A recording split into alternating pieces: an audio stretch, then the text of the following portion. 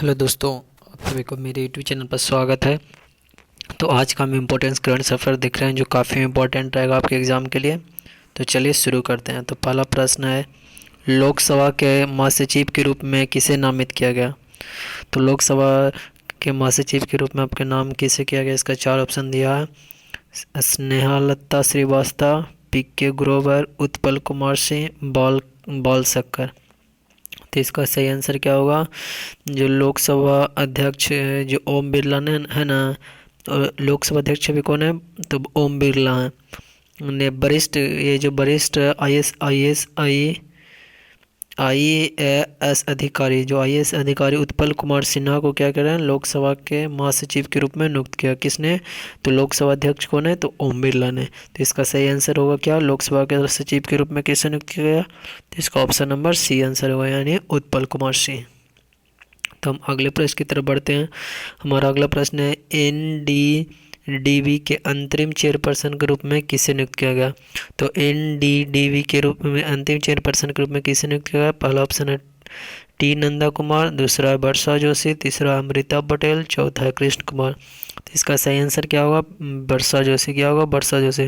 भारत सरकार ने क्या किया? वर्षा जोशी को राष्ट्रीय डेयरी विकास एनडीडीबी मतलब कि था राष्ट्रीय डेयरी विकास board, national dairy development board यानी एनडीडीबी का अध्यक्ष नियुक्त किया। तो किसने किसको किया? तो ये वर्षा जोशी का ऑप्शन नंबर बी सही है। तो अब हम अगले प्रश्न की तरफ बढ़ते हैं। हमारा अगला प्रश्न है, 1 दिसंबर 2020 को किस राज्य ने अपना 58वां राज्य दिवस मनाया? पहला क्या? नागालैंड, दूसरा हरियाणा, झारखंड, सिक्किम। तो इसका सही आंसर क्या होगा? Nagaland, option number A. Nagaland ने क्या किया? 1 दिसंबर को अपना 58वां राज्य दिवस मनाया। और यह जो था 1 दिसंबर 1963 को भारत का 1 दिसंबर 1963 को भारत का 16वां राज्य बना। कौन? तो नागालैंड बना। आज जो हाल ही में 1 दिसंबर को कितना बनाया? तो 58वां राज्य दिवस मनाया। तो ये समझ गए होंगे। तो अगला प्रश्न है कि कौन सी वेधशाला थर्ड IEEE मील का पत्थर सुविधा बन गया? तो आपको 4 ऑप्शन दिया है। 6 मीटर देवस्थल ऑप्टिकल टेलीस्कोप, गैरीबंदनूर रेडियो वेधशाला, गिरावली वेधशाला, विशालकाय मेट्रोवो रेडियो टेलीस्कोप। तो इसका सही आंसर होगा विशालकाय metrewave radio telescope, option number C. दुनिया की क्या क्या है? सबसे बड़ी और कम आवृत्ति वाली रेडियो वेधशाला बना। दुनिया का कैसा है? तो सबसे बड़ी और कम आवृत्ति वाली फ्रीक्वेंसी वाली रेडियो वेधशाला में से एक है। कौन सा? तो विशालकाय मेट्रो रेडियो टेलीस्कोप को इलेक्ट्रॉनिक्स क्या आई का मतलब इलेक्ट्रॉनिक्स एंड इलेक्ट्रिकल, आई से इलेक्ट्रिकल एंड और ई से इलेक्ट्रिकल हो जाएगा, और इलेक्ट्रॉनिक्स इंजीनियर्स ने माइलस्टोन सुविधा स्थान के रूप में चुना। तो किसको चुना? तो ये विशालकाय मेट्रोवो रेडियो टेलीस्कोप को। तो इसका सही आंसर क्या होगा? Option number D. तो हम अगले प्रश्न की तरफ बढ़ते हैं। हमारा अगला प्रश्न है, गुलामी के उन्मूलन का अंतर्राष्ट्रीय दिवस किस तिथि को मनाया जाता है? तो गुलामी का उन्मूलन के लिए 2 दिसंबर, 1 दिसंबर, 4 दिसंबर, 5 दिसंबर, 4 ऑप्शन दिया हुआ। तो इसका सही आंसर है 2 दिसंबर। 2 दिसंबर को संयुक्त राष्ट्र महासभा द्वारा क्या करता है? गुलामी का उन्मूलन दिवस के रूप में अंतर्राष्ट्रीय दिवस मनाया जाता है। तो हम अगले प्रश्न की तरफ बढ़ते हैं। हमारा अगला प्रश्न है, संयुक्त राष्ट्र वायु सूचकांक 2020 द्वारा जारी वायु प्रदूषण के आंकड़ों के अनुसार दुनिया के सबसे प्रदूषित शहरों में कौन सा शहर शीर्ष पर रहा? पहला फैसलाबाद, दिल्ली, लाहौर, कराची। तो इसका सही का आंसर क्या होगा? Lahore, option number C. अमेरिकी वायु गुणवत्ता सूचकांक है जो अमेरिका का है, दोबारा जारी वायु प्रदूषण के आंकड़ों में लाहौर क्या हुआ? दुनिया का सबसे प्रदूषित शहर बना। यह क्या था? 423 के कन मामले में पीएम की रेटिंग सूचना दी, मतलब 423 के मामले में कन मामले में पीएम रेटिंग सूचना दे। जानते कि वायु प्रदूषण को पीएम के द्वारा रेटिंग दिया जाता है, जिसका ज़्यादा रहेगा एयर क्वालिटी इंडेक्स जैसा खराब रहेगा उसी के अनुसार वायु प्रदूषण का देखा जाता है। अगला प्रश्न है कि लेट पीएम मोदी और उनकी सरकार का सिखों के साथ विशेष संबंध नामक पुस्तक किसने जारी की? तो आपको 4 ऑप्शन दिया है यहाँ पर। पहला हरदीप सिंह पुरी, प्रकाश जावड़ेकर, अमित शाह और ए और बी दोनों। तो इसका सही आंसर क्या होगा? ए और बी दोनों, यानी हरदीप सिंह पुरी और प्रकाश जावड़ेकर। प्रकाश जावड़ेकर ने हरदीप सिंह पुरी के साथ पीएम मोदी और सिखों के साथ सरकार के विशेष संबंध के नामों का पुस्तक का क्या क्या विमोचन किया। तो अगले प्रश्न की तरफ बढ़ते हैं।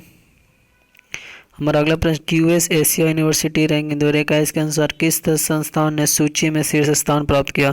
तो आपको 4 ऑप्शन दिया, टोक्यो विश्वविद्यालय, पिकिंग विश्वविद्यालय, सिंगापुर का राष्ट्रीय विश्वविद्यालय, सिघुआ विश्वविद्यालय।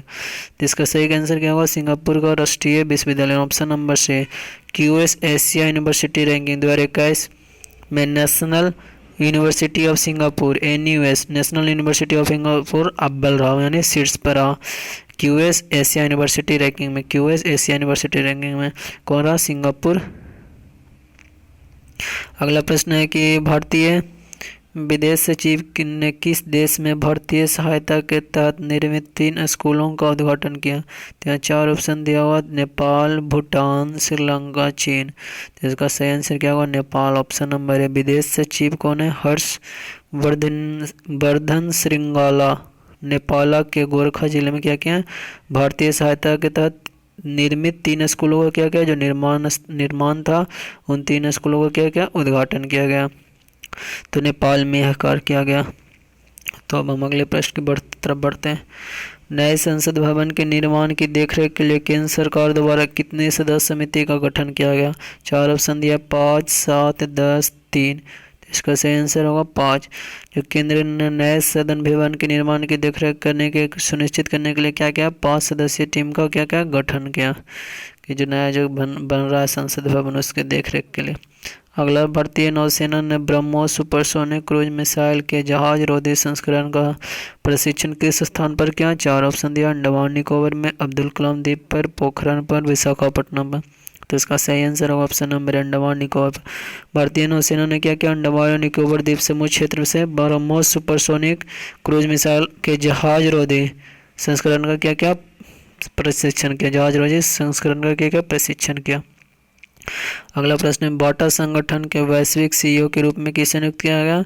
4 ऑप्शन दिया, अश्विनी पवंचक, राजीव गोपाल के, संदीप कटारिया, राम कुमार गुप्ता। तो इसका सही आंसर होगा संदीप कटारिया। बाटा जूता संगठन ने क्या कहा, संदीप कटारिया को नया वैश्विक मुख्य कार्यकारी अधिकारी मतलब CEO नियुक्त किया गया।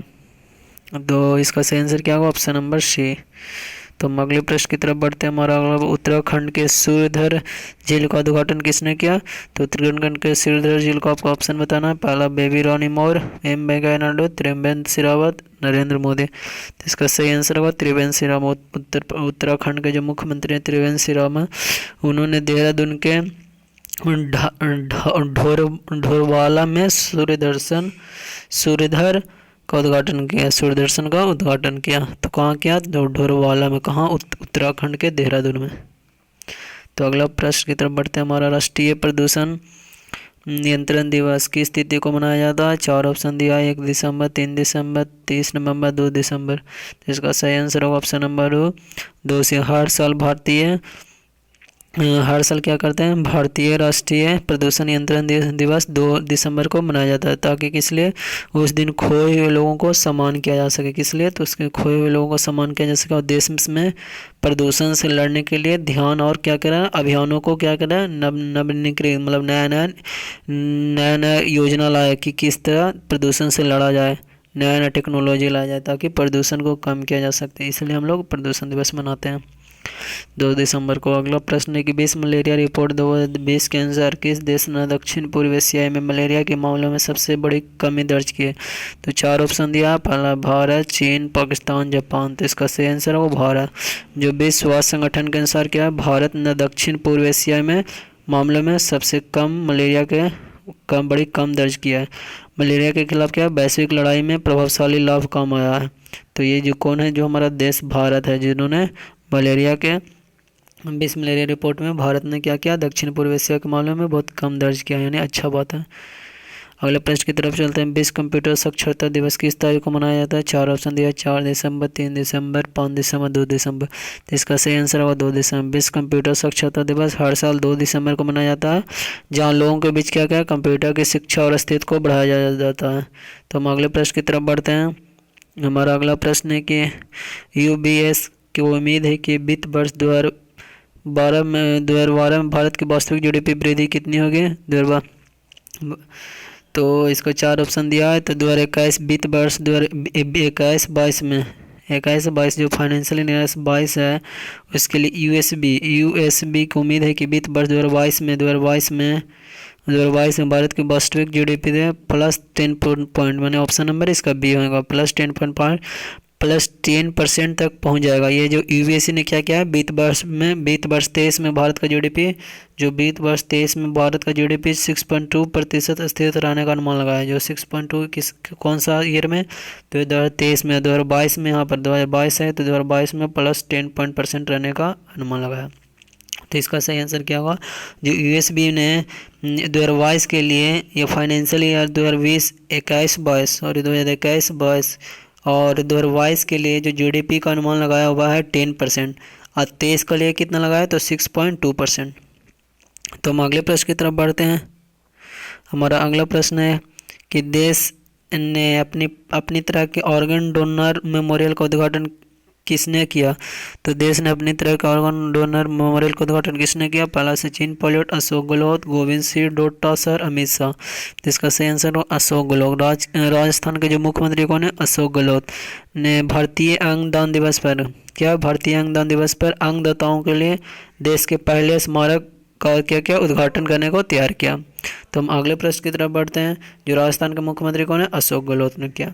अगला पीयूष गोयल ने किस राज्य में नव विद्युतीकृत ढिगवारा बंदीकुई रेलवे खंड का उद्घाटन किया। तो किसने किया। पहला है कि राजस्थान, गुजरात, उत्तर प्रदेश, बिहार। कौन सा स्थान पर किया गया। तो इसका 4 ऑप्शन दिया, आपको सही बताना है। तो इसका सही आंसर होगा राजस्थान। जो केंद्रीय रेल मंत्री कौन है पीयूष गोयल ने राजस्थान राज्य में उत्तर पश्चिमी NWR उत्तर पश्चिमी रेल ने नए विद्युतीकरण ढिगवारा और बंदीकुई खंड का क्या उद्घाटन किया। किसने तो पीयूष गोयल ने। तो हम अगले प्रश्न की तरफ चलते हैं जो हमारे केंद्रीय रेल मंत्री पीयूष गोयल। अगला इसरो के लिए सबसे बड़ी क्रायोजेनिक प्राणोदक टैंक कौन सी कंपनी बनाती है। तो 4 ऑप्शन दिया, Madras radiator and processing limited, Hindustan aeronautics limited, bell marks limited, Larsen and ट्रूबो। तो इसका सही आंसर क्या होगा Hindustan aeronautics limited. Hindustan aeronautics limited ने क्या कंपनी द्वारा भारतीय अंतरिक्ष अनुसंधान संगठन को तैयार करने के लिए अब तक के सबसे बड़े क्रायोजेनिक प्राणदायक प्रोपेलेंट का टैंक का वितरण किया। तो इसका सही आंसर क्या होगा हिंदुस्तान एरोनॉटिक्स लिमिटेड द्वारा इसरो का सबसे बड़े क्रायोजेनिक प्राणदायक टैंक बनाने वाली कंपनी है। तो ये था आज का हमारा अंतिम करंट अफेयर। वीडियो अच्छा लगा तो चैनल को सब्सक्राइब कर लें। वीडियो देखने के लिए धन्यवाद।